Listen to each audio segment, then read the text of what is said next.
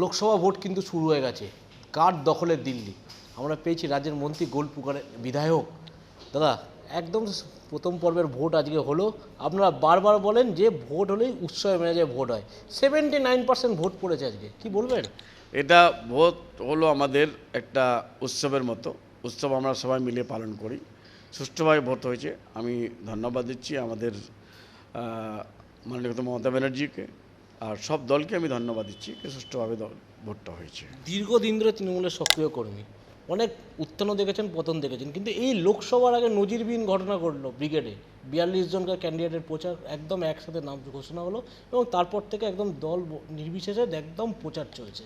এবং দুটো প্রকল্প, এক লক্ষ্মীর ভাণ্ডার 500 থেকে 1000 হলো, 100 দিনের কাজ যেটা এখনও পর্যন্ত দিল্লি অবধি সরব হচ্ছেন, রাজ্য সরকারের উদ্যোগে ফিরিয়ে দেওয়া হলো। কি বলবেন জায়গাটা? দেখেন, এটা আপনি ঠিক বললেন যে লক্ষ্মীর ভাণ্ডার, তারপরে আপনার এমজি এনার্জির টাকা, তারপরে পিএমএওয়াইয়ের টাকা, এটা নিয়ে আমরা শুধু এখানে না, যেগুলো অপোজিশন স্টেট আছে কোনো জায়গায় পিএমওয়ের টাকা পায়নি, এমজি এনার্জির টাকা পায়নি। আর লক্ষ্মীর ভাণ্ডারটা দিদির এটা পছন্দ করা আপনার স্কিম।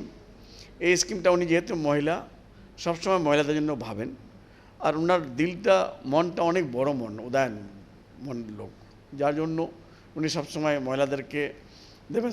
সবুজ সাথী থেকে আরম্ভ করে আবার আপনার স্বাস্থ্যসাথী কার্ড মহিলাদের নামে হেড করেছেন, তারপরে রূপশ্রী, কন্যাশ্রী, এগুলো নিয়ে আমাদের রাজ্য অনেক পপুলার হয়েছে। তারপরে শুধু বাংলাতে শুধু না, ভারতে শুধু না, সারা পৃথিবীতে উজ্জ্বল হয়েছে, ভারতের নাম উজ্জ্বল করেছেন। আবার লক্ষ্মীর ভাণ্ডার দিয়ে উনি কমপক্ষে এটা মহিলাদের মনটা জয় করেছেন। মহিলারা সবাই ভোট দেওয়ার জন্য ইচ্ছুক, আর মহিলা ভোটটা আমাদের অনেক কম পড়তো, এবার মহিলা ভোটটা বেশি পড়বে। আর আমরা 100% আশাবাদী 42টার মধ্যে আমরা 42টা জিতব। কেন? কে ব্রিগেডে 10 মার্চে ভারতের কোনো দল, কোনো নেতা, কোনো নেত্রী, কোনো দলের সুপ্রিমো একমাত্র মহিলা মুখ্যমন্ত্রী মমতা ব্যানার্জি ছাড়া কেউ করতে পারেনি। 20 লক্ষ লোকের সামনে 42টা ক্যান্ডিডেটকে নিয়ে সারা লোককে, সারা দেশকে একটা নজিরবিহীন একটা আপনার ভারতের মুখ, আমার পশ্চিমবাংলার মুখ উজ্জ্বল করেছে। একটা পলিটিক্যাল পার্টির নেত্রী হিসাবে কোনো পলিটিক্যাল পার্টি এরকম করতে পারেনি, উনি করেছেন। যার জন্য অল পলিটিক্যাল পার্টিস সুপ্রিমোগুলো এখন কংগ্রেস বলেন, লেফট ফ্রন্ট বলেন, বিজেপি বলেন, সবাই লজ্জিত এটা নিয়ে। নিজের লক্ষ্মীর ভাণ্ডার নিয়ে বিরোধীরা কটাক্ষ করেছিল প্রথমে, সেই লক্ষ্মীর ভাণ্ডার বিরোধী দলনেতা বলছে যদি তারা সরকার গঠন করে 3000 টাকা দেবে।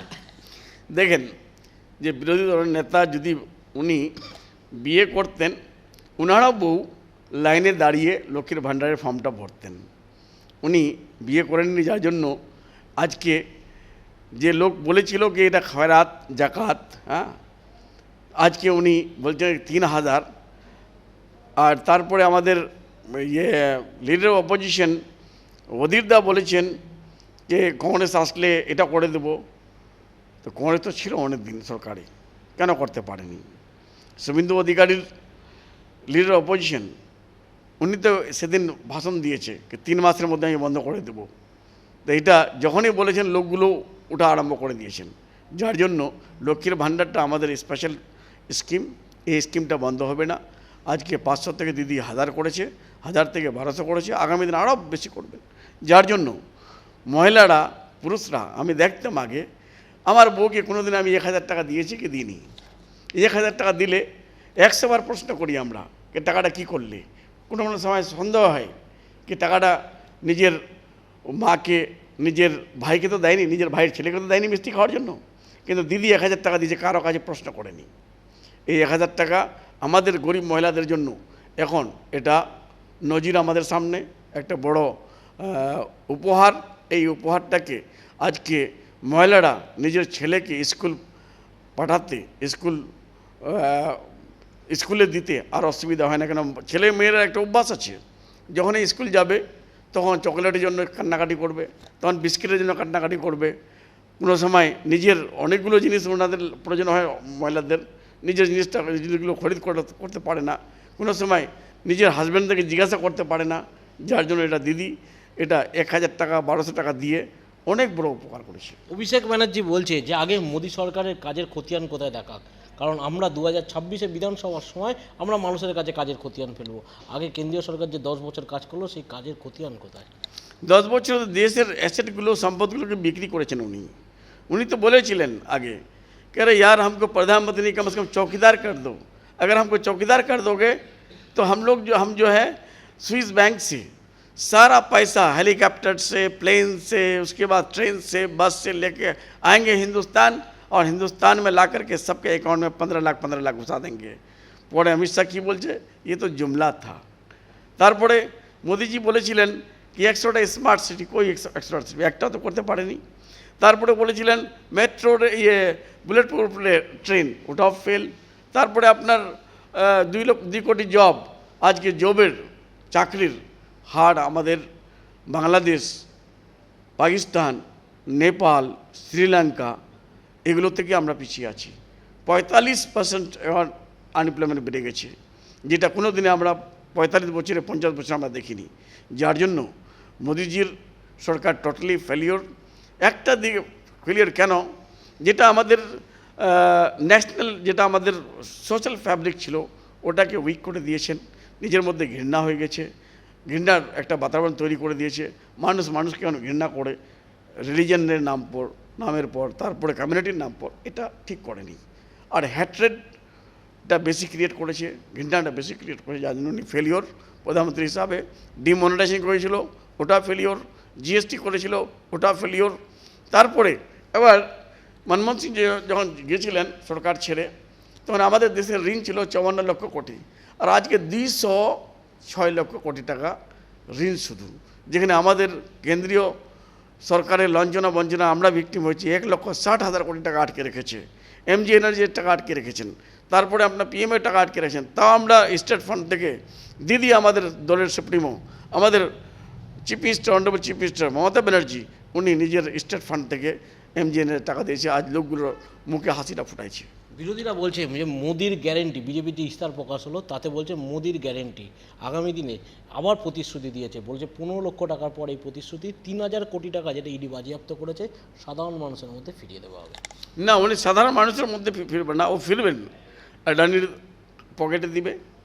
তারপরে 122টা বিজনেসম্যান যারা দেশের অর্থনীতিকে শেষ করেছে, আজকে তাদের আয় দেখেন, তাদের ফরেন বাইরে কত ইনভেস্ট করেছে ওটা দেখেন। দেশে তো এরা কিছু করেননি। দেশে করোনাতে আপনি দেখলেন 30 লক্ষ কোটি টাকা খরচা হয়েছে। কোথায় খরচা হয়েছে আমরা বুঝতেই পারছি না। তারপরে দেখেন আপনি 27 লক্ষ কোটি টাকা আর্নিং করেছে পেট্রোলিয়াম আর আপনার ডিজেল গ্যাসের মধ্যে। ওই টাকাটা কোথায় গেল? যদি উনি দিতেন তাহলে 15 লক্ষ টাকা কেন দেয়নি? যদি দিতেন তাহলে 2 কোটি জব কেন দেয়নি? যেখানে 10 বছরে 20 কোটি জব চলে গেল লোকের, 20 কোটি দেওয়ার কথা ছিল, ওই 20 কোটি পালো না, 40 কোটি জব এমনি শেষ হয়ে গেল। ইসবার 36 পার আবার আওয়াজ উঠেছে বিজেপির, কি বলবেন? 2021-এ আওয়াজ উঠেছিল 200 পার হবে, পারও হয়েছে, সেটা আপনাদের আবার এখন আওয়াজ উঠেছে ইসবার 36 পার। 36 পার, হ্যাঁ 36 পার করার জন্য ওরা একটা অলিখিত একটা অ্যালায়েন্স করেছিল, একটা জোট করেছিল। অধীর বাবু কংগ্রেসের সুপ্রিমো, এখানে PCC president, leader of opposition of parliament, তারপরে Suvendu Adhikari, leader of opposition আমাদের অ্যাসেম্বলির বিজেপির দলের নেতা, তারপরে সুজন বাবু, সূর্য বাবু, মোহাম্মদ সালিম, তারপরে আব্বাস সিদ্দিকী, নওশাদ সিদ্দিকী, এরা মিলিত হিসাবে একটা করেছে কি নিজের মধ্যে জোট করেছে যে যদি সংখ্যালঘু ভোটটাকে আমরা স্প্লিট করে দিই তাহলে বিজেপি জেতার সুযোগ পেয়ে যাবে। বিজেপিকে এবার সংখ্যালঘুরা বুঝে গেছে, পাস্ট এক্সপিরিয়েন্স দেখে নিয়েছে। এই সিটে 1,82,000 ভোট যদি না কাটতেন সলিম সাহেব, তারপরে আপনার শ্রীমতী দীপা মুখার্জি 82,000 ভোট না নিতেন, আমাদের সিটটা তখনই আমরা জিতে যেতাম। কিন্তু এখন দেখা যাচ্ছে যারা ভোট দিয়েছিল সলিম সাহেবকে, যারা ভোট দিয়েছিল দীপাদাস মুন্সিকে, যারা ভোট দিয়েছিল দেবশ্রী রায়চৌধুরীকে, তারা এখন তাদের চোখে জল। কেন? ওরা এখন বুঝতে পারছে যে না, আমরা ভুল করেছিলাম, দেবশ্রী রায়চৌধুরীকে জিতাই এই 5 বছরে কোনো জায়গায় দেখা গেল না, কোনো টাকা এমপিলেটের টাকা কোথায় খরচ হলো আমরা জানতে পারলাম না। মোহাম্মদ সেলিম 5 বছরে কোনো দিন আসেনি, তারপর দিবাদাস মুন্সি কোনো দিন আসেনি, যার জন্য ওরা এখন এই এলাকাতে নাই। শ্রীমতী দিবাদাস মুন্সি অন্য স্টেট রাজ্যতে আছে বোধহয়, মোহাম্মদ সেলিম এই সিটটা ছেড়ে চলে গেছে অন্য জায়গায়। দেবশ্রী রায় চৌধুরী এই সিটকে ওনাকে না দিয়ে বিজেপি চালাকি করেছে, উত্তর কলকাতা না দক্ষিণ কলকাতা দিয়েছে, ওখানে 2 লক্ষ ভোটে হারবে। দিদির ছবি সরবে যাবে, বন্ধু সেদিন খেলা হবে। এই খেলা তো বিধানসভার পর থেকে একাধিক নির্বাচন হলো, লোকসভাতে কতটা হবে? কি দিদির ছবি সরবে যাবে, বন্ধু সেদিন খেলা হবে। বিধানসভার পর থেকে একাধিক নির্বাচনে এই খেলাটা হয়েছে, লোকসভায় কতটা হবে? লোকসভায় দেখেন, আমরা একটা কথা বলি, আমরা দিদিকে দেখে সারা রাজ্য একমাত্র মহিলা মুখ্যমন্ত্রী যিনি পার্লামেন্টে ফাইট করেছেন, যিনি 13 সালের মাথায় দল তৈরি করে ক্ষমতায় নিয়ে আসছেন। কংগ্রেস ছেড়ে আসলেন, কংগ্রেস শেষ হয়ে গেল, লেফট ফ্রন্টের সঙ্গে লড়াই হলো, লেফট ফ্রন্ট শেষ হয়ে গেল, এবার বিজেপির সঙ্গে লড়াই আছে, বিজেপিও শেষ হয়ে যাবে, যার জন্য 42-এর মধ্যে 42 হবে, খেলা হবে। আপনার বিধানসভা এলাকাবাসীর উদ্দেশ্যে কি বার্তা দেবেন? আমি আমার বিধানসভার সবাইকে একটাই, শুধু বিধানসভা না, আমাদের লোকসভা 7টা বিধানসভাতে, রায়গঞ্জ লোকসভাতে আছে 5 নম্বরে, 7টা বিধানসভার লোককে আমি রিকোয়েস্ট করব যে এদিক ওদিক না তাকাই, লক্ষ্মীর ভাণ্ডারকে তাকিয়ে, তারপরে সবুজ সাথী, কন্যাশ্রী, রূপশ্রী, তারপরে দিদিকে তাকায়, দিদির উন্নয়নকে তাকায়, দিদির ইনফ্রাস্ট্রাকচার ডেভেলপমেন্টকে তাকায়। আমরা এবার ঘাস ফুলে দুই ফুলে জোড়া ফুলে ঘাস ফুলে আমরা ভোট দিয়ে আমাদের কৃষ্ণ কল্যাণীকে জিতিয়ে পাঠাবো এখান থেকে 1.5 লক্ষ 2 লক্ষ ভোটে। বাংলা কারোর কাছে মাথা নত করবে না। হ্যাঁ, বিধানসভার পর থেকে একাধিক নির্বাচনে কিন্তু সাধারণ মানুষ আস্থা রেখেছিল শাসক দলের ওপর। এক কথায় 74টা কাছাকাছি প্রকল্পই রাজ্য সরকারের জয় এনে দিয়েছিল, এবং সেই জয় কিন্তু আগামী লোকসভায় আসতে চলেছে, সেটাও শুধু সময়ের অপেক্ষা।